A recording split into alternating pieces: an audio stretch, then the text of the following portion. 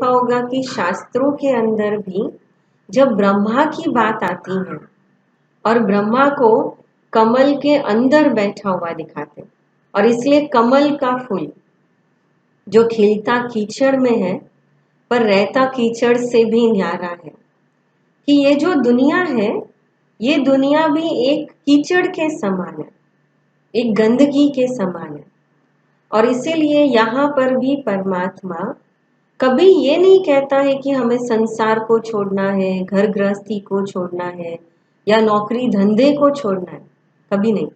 पर परमात्मा हमें हमेशा ये कहता है और ये सिखाता है, क्योंकि परमात्मा मेरा माता पिता है और माता पिता कभी भी बच्चों को भागना नहीं सिखाते परिस्थितियों से, वो हमेशा परिस्थितियों से लड़ना सिखाते। तो परमात्मा भी, वो मेरा माता पिता, वो हमेशा इस जीवन के अंदर आने वाली समस्याएं, इस जीवन के अंदर आने वाली परिस्थितियों से, इस ज्ञान से, मन की शक्ति से लड़ना सिखाता है। और इसीलिए हमें कमल फूल समान जीवन बनाने की शिक्षा दी जाती है कि रहना इसी कीचड़ में है, इसी संसार में, पर इसमें रहते हुए भी अपने मन और बुद्धि से उपराम रहना, ऊपर रहना है। इसलिए कमल आसनधारी दिखाया कि विष्णु के हाथ में 4 अलंकार दिखाते हैं। अब ये जो 4 अलंकार दिखाते हैं वो भी सिंबॉलिक है, और इसलिए जो 4 भुजाओं में शस्त्र दिखाते हैं उनका यादगार है कि जैसे सबसे पहला स्वदर्शन चक्र, उसके नाम में ही उसका अर्थ है स्वदर्शन चक्र।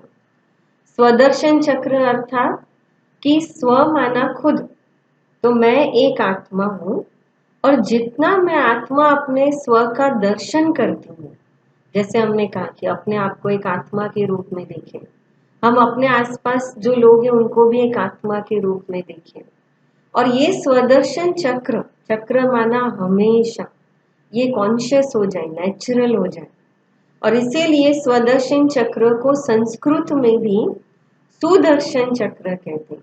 सु माना अच्छा, कि इस पूरे चक्र के अंदर जो होता है वो अच्छा होता है।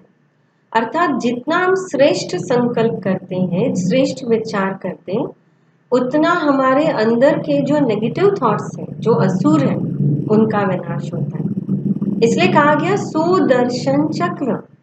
इसलिए शास्त्रों में दिखाते हैं सुदर्शन चक्र से असुरों के गले काटे गए, नेगेटिविटी का खत्म करना। तो ये मन का यादगार, मन की पवित्रता, मन से जुड़ा हुआ।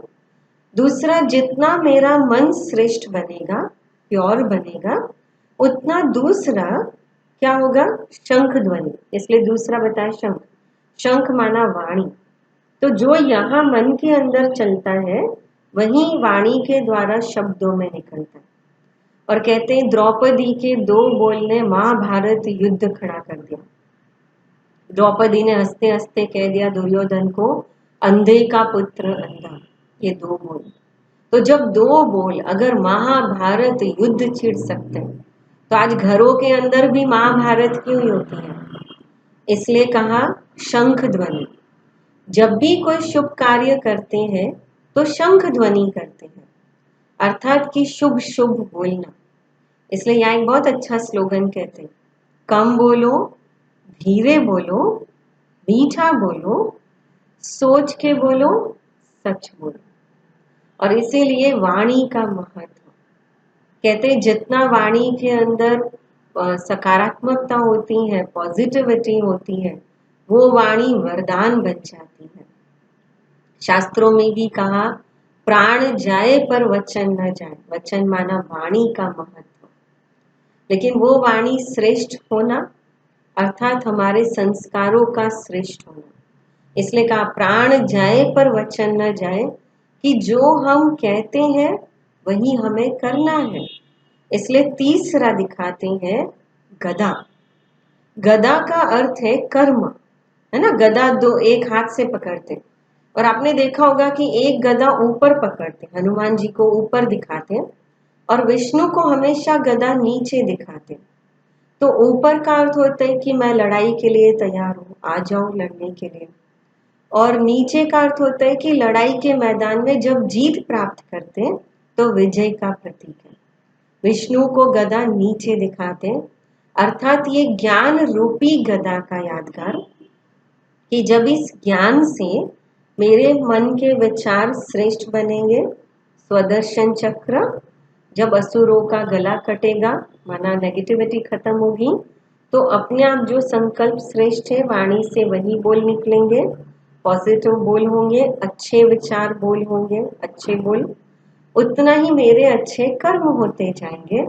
और इसीलिए गदा अर्थात युद्ध की निशानी, कि इस जीवन के अंदर जो मेरी लड़ाई चल रही है अपने आप से, कमजोरियों से, नेगेटिविटी से, जो मेरी लड़ाई चल रही है अपने आप से, समाज से, नेगेटिविटी से, बुराइयों से, इस बुराइयों पर जीत पाने का प्रतीक ये ज्ञान रूपी गदा, कि हर कर्म इस ज्ञान से करें। और जब ये मन, वचन, कर्म तीनों प्योर होंगे तो चौथा कमल फूल समान जीवन।